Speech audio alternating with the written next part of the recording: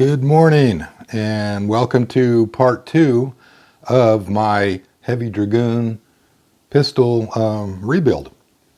As you can see, I have already removed the last of the old finish, or the original stain and finish, and gotten down to the wood.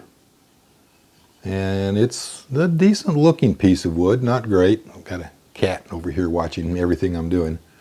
It's not a really, award-winning piece of walnut, but it's got some nice grain to it. I can do some work with that. Go on now. Go on. Couple things about it. Notice, if you can see right here, how this was sanded off right in here. It's just kind of smoothed off, and you just kind of lose the line right in here. Well, that's what it looked like over here yesterday.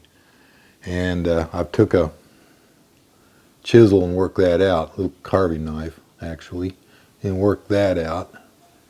And here you can see where it's just flattened out, smoothed out. So I'm going to work this out, put some line back in here, and then up here in the front, where this was right in here, turn this over, you can see right here it's just kind of been sanded out too. So I'm going to put a little crispness back up in that. Now when I refinished it, I opted for 100 grit sandpaper instead of a chemical stripper to remove the old finish. And that's because this had some really rough sanding marks on it. It looked like it had been sanded probably with just 40 grit, I mean not even 60, and then stained. So by using 100 grit sandpaper, I was able to smooth a lot of those sanding marks out as I took the finish off. Yeah, I wasted a lot of sandpaper as it gummed up with that lacquer finish.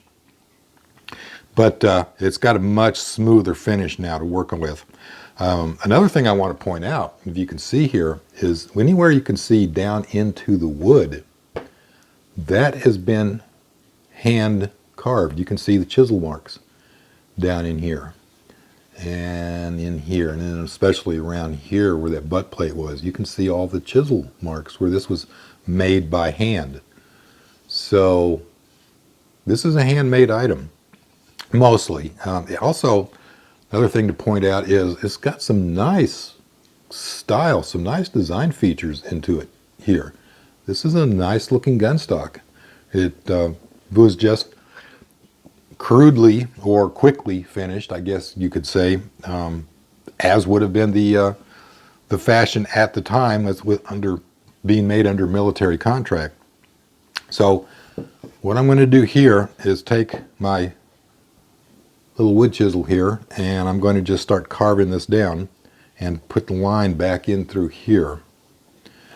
And we can just get started with it. I'm just going to, and you always want to be sure and carve with the grain, and that is in this direction with this piece.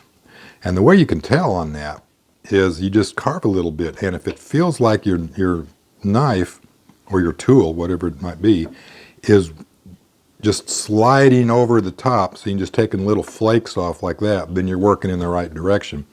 If it feels like it's trying to dig down into the wood, then you're going in the wrong direction. So I'm just going to form that line up so I can see it.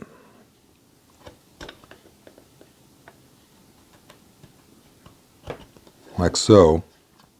See, now I can see that where the line where I need to work. And now I'm going to take a smaller one, and I'm just going to start working this down. And for those of you on YouTube, I'm going to give you the accelerated version of this. And for my Patreon viewers, I'm going to continue with the boring details.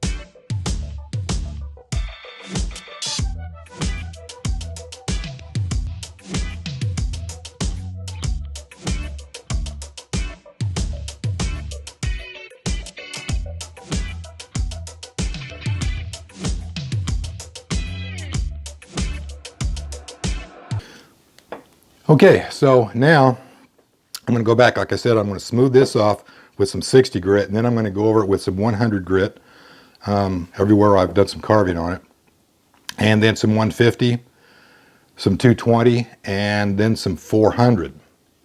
And then I'm going to come back and show you a technique for really finishing this stock up nice called whiskering. So I'm going to whisker it, then stain it, and then start finishing it up. So thanks for watching, and see you next time.